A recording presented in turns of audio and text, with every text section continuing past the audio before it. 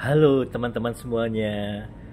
Ada yang bertanya kepada saya, dokter, apakah layanan estetika itu termasuk dalam 5 upaya pelayanan kesehatan masyarakat? Nah, apa saja sih upaya pelayanan kesehatan masyarakat? Yang pertama, pengobatan atau aspek kuratif, yaitu membuat orang yang sakit menjadi sehat. Ya, yang sakit dibuat sehat dengan pengobatan. Kemudian yang kedua, upaya preventif, membuat orang yang sehat tidak jatuh sakit. Ya, mencegah orang yang sehat tidak jatuh sakit. Itu upaya preventif. Yang ketiga, upaya promotif, membuat orang yang sehat menjadi lebih sehat atau tetap sehat. Itu upaya promotif. Yang keempat, upaya rehabilitatif. Jadi yang sudah sakit, misalkan kena stroke atau kena penyakit lain yang berat, itu kita upayakan supaya bisa melakukan daily activity, supaya kualitas hidupnya tetap bagus. Itu adalah upaya rehabilitatif. Yang kelima, apabila orang tersebut sudah sakit berat, kesakitan, ya, sudah masuk dalam stadium akhir, kita lakukan upaya paliatif. Upaya paliatif tujuannya agar pasien tidak tersiksa dengan penyakitnya. Jadi misalkan pasien kanker, ya, yang merasakan nyeri hebat, kita berikan terapi-terapi paliatif supaya dia tidak tersiksa oleh karena penyakit kanker tersebut. Nah, teman-teman, bagaimana? Dari kelima upaya kesehatan tersebut, treatment atau tindakan estetika itu masuk yang ke nomor berapa? Nah, tidak semua tindakan estetika itu masuk di dalam upaya layanan kesehatan masyarakat.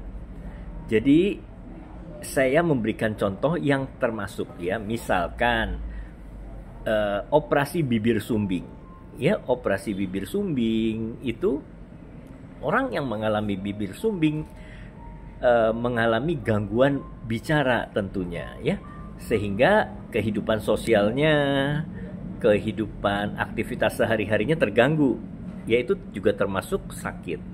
Nah, dilakukan operasi sehingga dia menjadi sehat atau normal kembali. Yang lain, kasus jerawat. Jadi ada pasien yang timbul banyak jerawat besar-besar, ya, kulitnya sampai meradang. Itu diterapi, ya, dengan pengobatan supaya jerawatnya hilang, ya, karena dengan jerawatan tentunya dia mengalami kesakitan juga, satu, ya, kesakitan.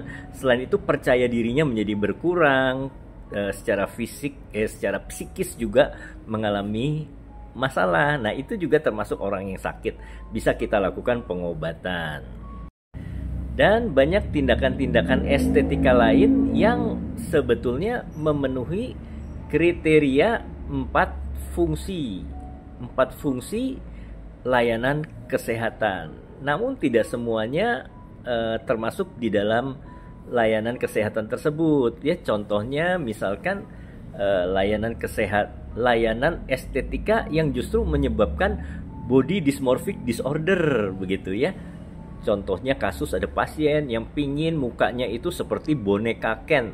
Dia melakukan operasi plastik sampai belasan kali dan habis bermiliar-miliar untuk melakukan operasi plastik. Nah, itu justru membuat orang tersebut yang tadinya normal, sudah cantik, sudah ganteng, malah mengalami sakit secara fisik, ya, mukanya dioperasi-operasi, dan itu tentunya risikonya tinggi, ya, bisa meninggal di meja operasi, bisa mengalami cacat permanen juga, dan yang terutama dia mengalami body dysmorphic disorder, satu gangguan jiwa obsesif kompulsif, ya, pengennya operasi terus, pengennya ke dokter kecantikan, ingin mengubah bentuk wajahnya dan tidak pernah puas.